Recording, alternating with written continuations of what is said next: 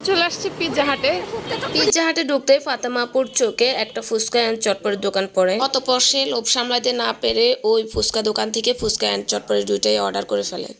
ভাই এরা আসছে পিৎজা খাইতে আইসা ফুচকা খাইতেছে, আরো নাকি পিৎজাও খাবে। ফুচকা লাভার বলে কথা। এদিকেও চলতেছে। মানুষ মোবাইলের প্রতি কতটা এডিক্টেড হইলে চার্জে লাগাইও ধরে টিপে।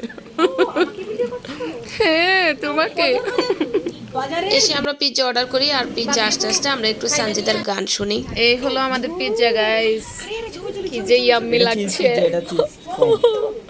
কখন খাবো এই ভিডিও বন্ধ করো। পিৎজাটা আসার পরে সবাই ভিডিও আর ছবি তোলা নিয়ে পাগল হয়ে গেছে, বাট আমি তো এই লোভনীয় পিৎজা কারো কাছে দেওয়ার সাহস পাচ্ছিলাম না, একদমই আমার ভরসা হচ্ছিল না কাউকে। আপনাদের সাইফুল ভাই পেট তো আর এমনি এমনি বাড়ে না, এসান এই দুটো পিৎজা খাইয়ে পেট বাড়ায়।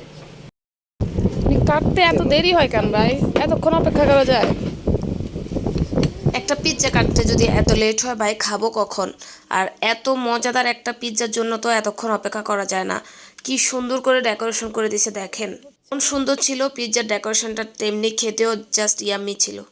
পিৎজা বলে কথা। হ্যাঁ আমরা কাটা কাটুন না, এক পিস পিৎজা নিছি আর দেখো ওরা কি করছে। দেখো পিৎজা শেষ, কে খাচ্ছে? এরা ওই দেখ মুখ কেমনে বসছে। হে এক পিসটা দেন ওই মুখে কি চাবাইতে পারে না এরপরও কি রে। পিৎজার পরে যদি গাইস একটু কোল্ড ড্রিঙ্কস না হয় তাহলে কিভাবে হয় বলেন?